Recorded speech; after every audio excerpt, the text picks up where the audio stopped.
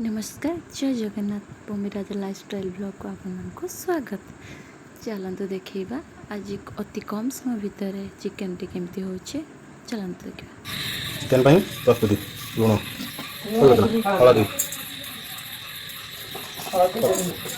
लंका गुंड chicken मसला गरम मसला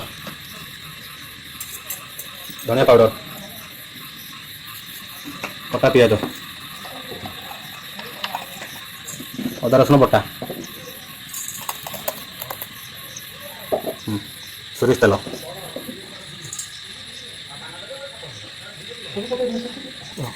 लास्ट किसी दही दबा भल भाव गोल दबा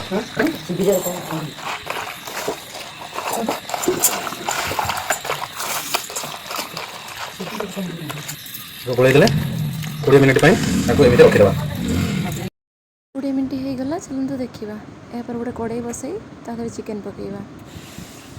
देखो चिकेन होगला पाखापाखि कषा होगला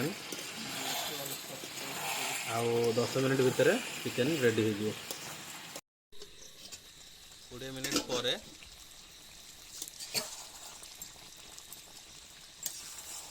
गुले दवा